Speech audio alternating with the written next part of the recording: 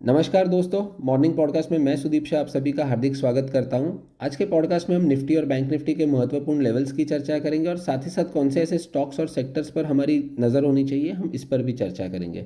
अब पिछले हफ्ते के 500 पॉइंट का जो निफ्टी में फॉल आया था, उसके बाद हमने सोमवार के सेशन में देखा कि निफ्टी ने थोड़ा कंसोलिडेट किया था और इंडेक्स ने अपना एक सपोर्ट लिया है 19,600 630 के जोन पे, जो कि 50 दिन की मूविंग एवरेज भी है। और यहीं से निफ्टी ने 19,700 तक एक रिबाउंड दिखाया था कल। पर अगर हम देखें ट्रेडिंग पैटर्न इंडेक्स का कल के सेशन में, तो वहाँ पे बहुत ज़्यादा वॉलेटिलिटी हमें दिखा था, चॉपीनेस दिखी थी और ऊपर के लेवल से थोड़ा सेलिंग प्रेशर भी नज़र आ रहा था। और इसका एक मुख्य कारण था कि रिलायंस और एचडीएफसी बैंक अभी भी साइन नहीं दिखा रहे कि उनमें एक रिबाउंड आ सकता है। तो सेलिंग प्रेशर ये दोनों स्टॉक में था, इसकी वजह से मार्केट में भी हम देख रहे थे कि थोड़ा ऊपर के लेवल से प्रेशर बना हुआ था। 4 दिन लगातार बैंक निफ्टी ने नेगेटिव क्लोजिंग दिया। उसके बाद कल का सेशन जो था सोमवार का, वो पहला ऐसा सेशन था जहाँ पे हमें थोड़ा बाइंग सपोर्ट नीचे के लेवल पे दिखा, 44,400 के आसपास। और इंडेक्स ने माइल्ड पॉजिटिव नोट के साथ क्लोजिंग दिया था। बट यहाँ पे भी अगर हम देखें ना, तो शुक्रवार और सोमवार दोनों सेशन में ऊपर के लेवल पे 44,950 45,050 के बीच के लेवल पे हर बार इंडेक्स आके वहीं पे अटक जाता है। और वो जो फर्स्ट हाफ में इंट्राडे गेन्स इंडेक्स रजिस्टर करता है, वो सेकेंड हाफ में उसमें से काफ़ी हद तक के गेन्स वाइप आउट हो जाते हैं। और इसका एक मुख्य कारण है कि एचडीएफसी बैंक अभी तक परफॉर्म नहीं कर पा रहा है। ग्लोबल मार्केट्स की यदि बात करें तो यूएस मार्केट से बहुत ही बढ़िया डेटा पॉइंट्स आ रहे हैं, और जिसके कारण डॉलर इंडेक्स 105.50 के ऊपर सस्टेन कर रहा है और क्रूड ऑयल प्राइसेस भी $94 के ऊपर सस्टेन कर रहा है। और ये दोनों मुख्य कारण है कि जिसकी वजह से हम देख रहे हैं कि मार्केट ऊपर के लेवल पे टिक नहीं पा रहा है और ऊपर से सेलिंग प्रेशर आ रहा है। तो ग्लोबल मैक्रो इकोनॉमिक डेटा के कारण ही हमारे मार्केट्स में थोड़ा ऊपर के लेवल पे सेलिंग प्रेशर हम देख पा रहे हैं। सेक्टर की यदि बात करें कि कहाँ पे कल के सेशन में अच्छा मोमेंटम था, तो सीमेंट के नामों में जैसे कि रैमको सीमेंट, दालमिया भारत, ग्रासिम, यहाँ पे एक अच्छा बिल्डअप था कल। और हमने देखा था लगातार पिछले 10-15 दिन में हमने देखा है सीमेंट स्टॉक्स में अच्छा मोमेंटम है। सिर्फ मार्केट में थोड़ा सेलिंग प्रेशर जो आया मंगलवार बुधवार के आसपास, तो वहाँ पे थोड़ा प्रॉफिट बुकिंग देखा था और फिर से हमने देखा है कि सीमेंट स्टॉक्स ने अपनी चाल पकड़ ली है। तो यहाँ पे तो ये सारे नाम थोड़े नज़र में रहने चाहिए। बजाज ट्विंस जैसे कि बजाज फाइनेंस, बजाज फिनसर्व, यहाँ पे भी एक अच्छा ओपन इंटरेस्ट बिल्टअप हमने कल के सेशन में देखा और अच्छा मोमेंटम बना हुआ था। तो और हमें लगता है कि आने वाले कुछ सेशंस में भी यहाँ पे मोमेंटम जारी रहेगा।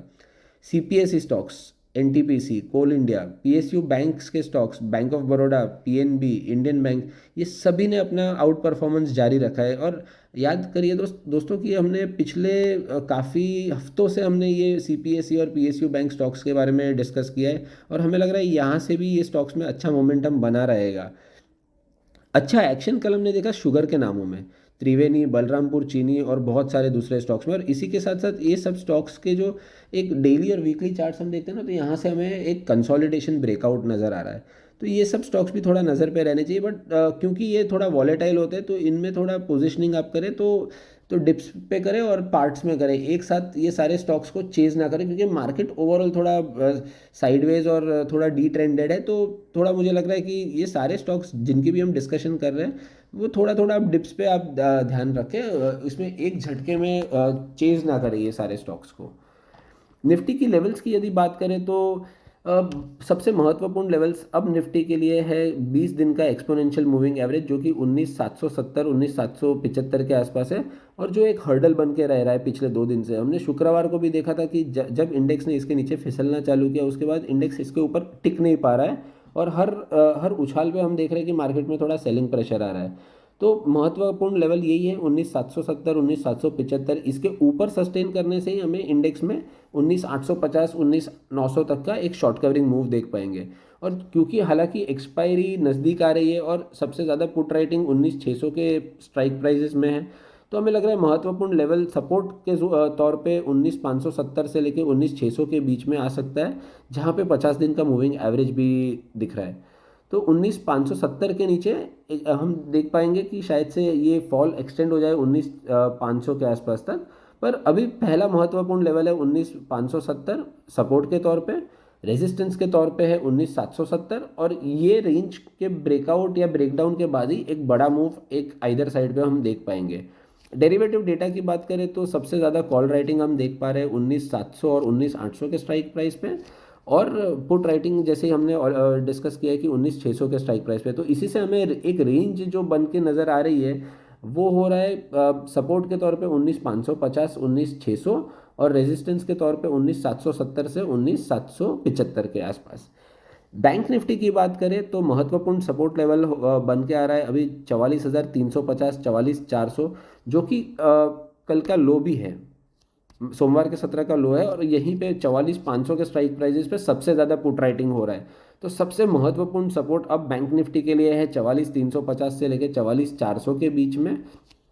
और हर्डल की यदि बात करें तो 44,950 से लेकर 45,050 के बीच में हर्डल है, क्योंकि यहाँ पे 20 दिन का एक्सपोनेंशियल मूविंग एवरेज भी है।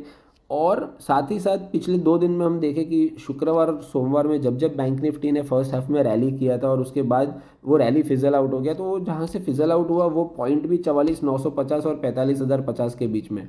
तो यहाँ पे एक अच्छा स्ट्रॉन्ग रेजिस्टेंस बनता हुआ हमें नज़र आ रहा है। और जब तक इंडेक्स इसके नीचे है तब तक हर बार ऊपर से सेलिंग प्रेशर दिख पाएगा, लेकिन जब 45,050 को क्रॉस कर देगा इंडेक्स तो एक शॉर्ट कवरिंग मूव हम 45,400 45,500 तक भी इसकी उम्मीद कर सकते हैं।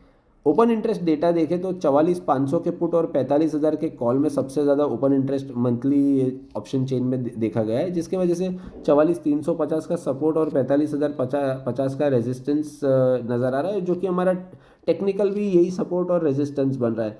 तो ओवरऑल रेंज हमें लग रहा है 44,350 से लेकर 45,050 के बीच की। और यदि हम एफ डेटा की बात करें तो एफ ने कैश सेगमेंट में नेट सेलिंग की है 2,333 करोड़ की, और डी ने बाइंग की है 1,580 करोड़ की। इंडेक्स फ्यूचर्स में एफ के लॉन्ग शॉर्ट रेशियो की यदि बात करें तो ये रेशियो डिप हो गया है 49% तक, और ये सीरीज़ का सबसे नीचे का लेवल है। और पिछले 20-22 दिन में हमने कभी ये लेवल देखा नहीं था, क्योंकि हमेशा वो 55% 60% के बीच में रहता था, 65% तक भी जाके आया है। तो ये 49% थोड़ा हल्का सा नेगेटिव है। इंडेक्स फ्यूचर्स में एफ ने 15,634 करोड़ की बिकवाली की है। हालांकि उन्होंने स्टॉक फ्यूचर्स में 26,640 कॉन्ट्रैक्ट्स खरीदे हैं। एफ ने इंडेक्स कॉल ऑप्शंस में तकरीबन 46,000 कॉल ऑप्शंस खरीदे हैं, और पुट ऑप्शंस की यदि बात करें तो उन्होंने 16,300 कॉन्ट्रैक्ट्स तकरीबन इंडेक्स पुट्स के बेचे हैं। और यदि ये एक्सपायरी वीक में जाते जाते अगर ये ओवरऑल हम डेटा देखें जो कल के सेशन का था, सोमवार का सेशन था, तो ये थोड़ा एक हल्का सा पॉजिटिव तो ज़रूर है, हालांकि एक ही दिन के नज़रिए से, क्योंकि पिछले पूरे हफ्ते में इनका जो एफ का डेटा था वो कम्प्लीटली नेगेटिव था। तो ये एक वेलकम साइन है, एक हल्का सा हम देखें तो स्टॉक फ्यूचर्स में ख़रीदना, इंडेक्स कॉल ऑप्शंस में ख़रीदना और इंडेक्स पुट ऑप्शंस बेचना, ये एक पॉजिटिव साइन है। इससे एक चीज़, ये इतने दिनों के नेगेटिव डेटा के बाद एक चीज़ ये प्रतीत होती है कि एफ क्या कर रहे हैं कि अपना इंडेक्स फ्यूचर्स में जो पोजीशनिंग जो है सेल की उनकी, इनके साथ अब ये कॉल खरीद के थोड़ा अपने आप को हेज कर रहे हैं। और ये जो दोनों दिन का जो इंडेक्स पुट बेचने का जो एफ का जो ये सिग्नल है, वो एक तरीके से ये दर्शाता भी है कि शायद से अगले 2 दिन के लिए एक्सपायरी के पहले एफ को बड़ी वॉलेटिलिटी यहाँ से नज़र नहीं आ रही है। तो चलिए समराइज़ कर लेते, रिकैप कर लेते हमने क्या बात की आज। इंडेक्स को हमें लग रहा है कि एक महत्वपूर्ण सपोर्ट है, मिल सकता है 19,550 19,600 के बीच में, और रेजिस्टेंस हो सकता है 19,775 780 के आसपास। बैंक निफ्टी के लिए महत्वपूर्ण सपोर्ट हो सकता है 44,350 और रेजिस्टेंस हो सकता है 45,050 के आसपास का। और लार्ज कैप्स रिलायंस और एचडीएफसी को छोड़ के अभी भी फिलहाल आउट परफॉर्मेंस दिखा सकते हैं मिड कैप और स्मॉल कैप के मुकाबले। और मार्केट के लिए ट्रेंड डिसाइडर जो स्टॉक्स होंगे वो रिलायंस और एचडीएफसी बैंक ही होंगे। इनमें हल्का सा भी उछाल आता है या एक लेवल सपोर्ट लेके स्टॉक्स चलना चालू होते हैं, तब मार्केट में जाके एक जान आ जाएगी। पर तब तक हमें लगता है जब तक ये दो स्टॉक्स परफॉर्म नहीं करते तब तक हमें थोड़ा कॉशियस मोड पे ट्रेड करना चाहिए। तो चलिए दोस्तों, आज के पॉडकास्ट में सिर्फ इतना ही। आप सभी का शुक्रिया ये पॉडकास्ट को नियमित सुनने के लिए और हमें इतना प्यार देने के लिए। उम्मीद है आप सबको इससे अपने ट्रेडिंग डिसीजंस लेने में काफ़ी फ़ायदा होता होगा। So thank you all for once again listening to the podcast. Investment in securities market are subject to market risks. Read all the related documents carefully before investing.